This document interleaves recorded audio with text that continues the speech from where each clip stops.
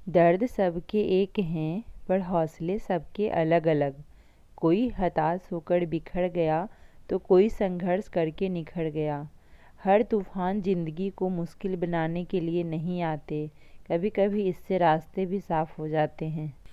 डर मुझे भी लगा फासला देखकर, पर मैं बढ़ती गई रास्ता देखकर। खुद ब खुद मेरे नज़दीक आती गई मेरी मंजिल, मेरा हौसला देखकर। हे गाइस, तो कैसे हैं आप सब? आई होप कि आप सब बहुत अच्छे होंगे। आप सभी का स्वागत है मेरे यूट्यूब चैनल वुमेन्स स्ट्रगल में। आज मेरी वीडियो की शुरुआत हुई है थोड़ा अपना बुक्स वगैरह जो मुझे अभी फ़िलहाल पढ़ना है उसे मैं अरेंज कर रही हूँ।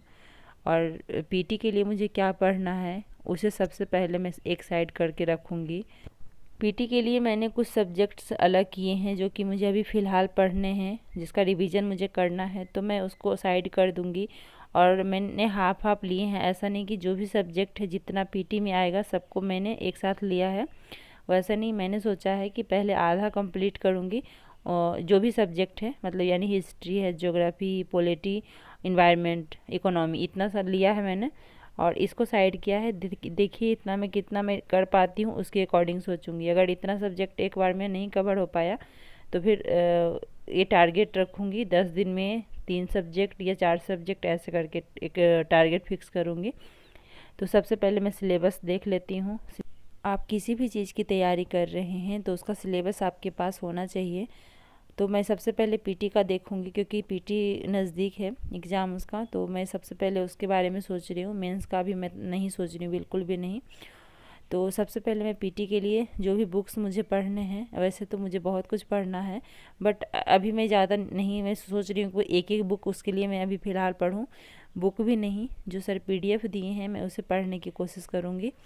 मेरा टारगेट यही है कि अप्रैल तक जो भी क्लासेस चल रहे हैं मेरे, उसे मैं कंप्लीट कर लूँ और मई में फुल्ली रिवीजन करूँ। और अभी से ही मैं रिवीजन अब स्टार्ट करूँगी, इसीलिए मैं अपने बुक्स साइड कर रही हूँ कि जब भी मुझे समय मिलेगा तो मैं रिवीजन करूँगी। अभी क्लास के साथ साथ मैं सोच रही हूँ कम से कम 2 बुक तो पढ़ना ही है मुझे। जैसे कि अभी ज्योग्राफी का क्लास चल रहा है तो ज्योग्राफी के बुक पढ़ूँगी और करेंट अफेयर्स को मैं सोच रही हूँ करने के लिए। और साथ में कोई और यानी 2 या 3 सब्जेक्ट मैं साथ में लेकर के चलूँगी। और ये भी मैं एक साइड रख रही हूँ क्योंकि इससे मुझे क्वेश्चन सोल्व करने हैं। और भी मुझे कुछ बुक है जो ऑर्डर करने हैं पीवाईक्यू के लिए। तो उससे क्या होगा कि अगर जितना मैं क्वेश्चन सोल्व करूँगी उतना मेरे लिए ईजी हो जाएगा एग्ज़ाम में। तो मुझे जो जो पढ़ने हैं मैं उसे साइड कर रही हूँ अभी। तो सर का नोट्स निकाला है इन्वायरमेंट के लिए और इकोनॉमी के लिए, सर का नोट्स ही पढ़ूँगी मैं। प्लस पीडीएफ जो है वो पॉलिटी के लिए और हिस्ट्री के लिए सब पीडीएफ पढ़ूँगी। और इससे भी नहीं हुआ तो फिर स्टैंडर्ड बुक पढ़ूँगी क्योंकि स्टैंडर्ड बुक के लिए अभी मेरे पास टाइम नहीं है, तो उस पर मैं समय वेस्ट नहीं कर सकती। इसलिए मैं क्योंकि पीडीएफ मेरा पहले भी पढ़ा हुआ है, स्टैंडर्ड बुक भी मैंने पढ़ा है, हिस्ट्री का मैंने 2 बार पढ़ा हुआ है। पॉलिटी का स्टैंडर्ड बुक मैंने पूरा नहीं पढ़ा है, लेकिन सर जो जो चैप्टर पढ़ाए हैं तो उसे मैंने उस बुक से भी पढ़ा है। तो अभी सबका पीडीएफ मैं निकाल लेती हूँ, इससे मेरे लिए बहुत इजी हो जाएगा। और रिवीजन बस करना है क्योंकि नोट्स बने हुए हैं मेरे, तो उतना मुश्किल नहीं है। लेकिन कुछ कुछ सब्जेक्ट जैसे कि इकोनॉमी में कुछ कुछ ऐसा टॉपिक है ना जो मुझे बिल्कुल भी समझ नहीं आता है, तो उसे भी जो समझ नहीं आता है उसका क्लास भी मुझे देखना पड़ेगा। तो इसलिए मैं सोच रही हूँ क्लास रहते हुए रिवीजन करने से ना थोड़ा अच्छा रहता है कि उससे पढ़ने के साथ साथ मैं क्लास भी देख सकती हूँ। तो अभी मैं यहाँ पे जो जो मुझे पढ़ना है उसे मैं अच्छे से देख रही हूँ कि क्या क्या मुझे कौन कौन से टॉपिक पढ़ने हैं। जो जो टॉपिक मुझे पढ़ने हैं उस सब को मैं टिक लगा दे रही हूँ कि क्या क्या मुझे पढ़ना है। इससे क्या होगा कि ये सही रहेगा कि मुझे जो पढ़ना है उसी को मैं पढ़ूँगी। और मैं आप लोग को बता दूँ, इकोनॉमी इन्वायरमेंट के लिए मैंने कोई अलग से बुक नहीं ले रखा है। सर का नोट्स जो है वही मेरे लिए सफिशिएंट है। ज़्यादा फिर सोर्सेज रखने से कोई फ़ायदा नहीं होता, उतना पढ़ा नहीं जा सकता है। हिस्ट्री का ही देखिए मैंने इतने सारे बुक रखे हैं, इससे क्या फ़ायदा, उतना मैं नहीं पढ़ पा रही हूँ, उतना समय ही नहीं मिलता है। और पॉलिटी का भी बुक है लेकिन उतना फिर टाइम ही नहीं मिलता पढ़ने के लिए। और अभी 11:30 बज रहे हैं मॉर्निंग की और आज संडे है, तो संडे के दिन थोड़ा मेरा वीडियो भी स्टार्ट लेट से होता है और ऐसा ही दिन होता है जो कि मैं जल्दी पढ़ने बैठ जाती हूँ। संडे के दिन काम ज़्यादा हो जाते हैं घर के, तो इस वजह से मेरी पढ़ाई थोड़ा डिले हो जाती है।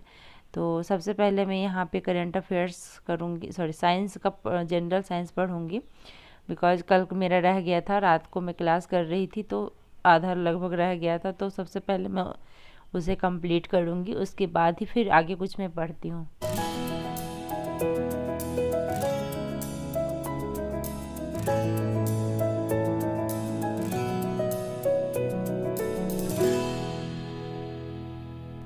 बोलते बोलते मेरा गला बहुत ज़्यादा सूख रहा है, इसलिए थोड़ा प्लीज़ इसे माइंड मत करिएगा, इग्नोर करिएगा। और मुझे एक कमेंट आया था कि दीदी सुबह जल्दी कैसे उठें।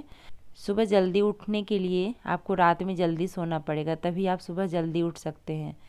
और अगर आप रात में लेट सोते हैं तो फिर सुबह जल्दी तो नहीं नींद खुलेगी। आप 6 से 7 घंटे अगर सो ले रहे हैं रात में तो अपने आप आपकी नींद खुल जाएगी। वैसे तो मेरी हैबिट हो चुकी है, लेट नाइट भी सोती हूँ तो सुबह जल्दी उठना होता है, तो इस वजह से मुझे कोई फील नहीं होता है कि मैं जल्दी सो रही हूँ, लेट उठ रही हूँ, या लेट सो रही हूँ जल्दी उठ रही हूँ। मेरे मतलब माइंड में ये है कि सुबह पढ़ो या रात को, दिल में हमेशा रखो इस बात को, सफल बनाना है एक दिन अपने आप को। तो मैं दिन रात सुबह शाम कभी भी नहीं कुछ देखती हूँ, जब भी होता है पढ़ने में बैठ जाती हूँ। तो अगर आप सुबह नहीं उठ पा रहे हैं कोई बात नहीं, आपके पास पूरा रात है, पूरा दिन है, आप कभी भी पढ़ सकते हैं। कितने लोग होते हैं कि रात में पढ़ते हैं, पूरी रात पढ़ते हैं और फिर सुबह सोते हैं। मेरे से वो नहीं होता है, मैं सुबह जितना जल्दी उठ के पढ़ती हूँ उतना अच्छा मुझे फील होता है, मुझे अच्छा लगता है। मेरे से दिन में पढ़ाई होती है, रात की पढ़ाई मेरे से बिल्कुल भी नहीं होती है, तो मुझे वो सही लगता है दिन का पढ़ाई। तो सबका अपना अपना है कि आपको कब कब अच्छा लगता है या कब आपके पास टाइम है, उसके अकॉर्डिंग आप पढ़ाई कर सकते हैं। मुझे रात में अच्छा लगता है पढ़ना, तो मैं रात में पढ़ती हूँ। आप हमेशा एक बात याद रखिए कि दिन हो या रात हो, बस आप ये सोच लीजिए कि हमें पढ़ना है तो पढ़ना है, चाहे उसके लिए जो हो जाए। आप ये सोचिएगा और आपके माइंड में क्लियर रहेगा कि हमें किस लिए करना है, तो फिर आप कभी भी उठ के पढ़ सकते हैं, चाहे दिन हो रात हो। आपको कभी भी टाइम आप नहीं देख पाइएगा कि अरे अभी तो ये टाइम है, अभी पढ़ने का टाइम नहीं है। जैसे शाम के टाइम लोग बोलते हैं कि शाम के टाइम नहीं पढ़ना चाहिए, लेकिन मुझे उसी टाइम मिलता है, बच्चे खेलने चले जाते हैं तो मैं फ्री रहती हूँ, तो मैं पढ़ने बैठ जाती हूँ। तो फिर मैं ये नहीं सोचती हूँ अरे शाम है अभी तो नहीं, अभी पढ़ सकते हैं, अभी दोपहर है तो अभी नहीं पढ़ सकते। मैं ऐसा कभी सोचती नहीं हूँ, जब मुझे समय मिलता है तो मैं पढ़ने बैठ जाती हूँ। और ख़ास करके जब बच्चे घर में नहीं रहते हैं तो शांति वातावरण में मैं पढ़ती हूँ। तो बच्चे जब खेलने जाते हैं तो मैं तो अवश्य पढ़ने बैठती हूँ। अभी कर रही हूँ मैं यहाँ पे ज्योग्राफी का क्लास, तो चलिए क्लास कंप्लीट कर लेते हैं, फिर मैं आप लोगों से बातें करती हूँ।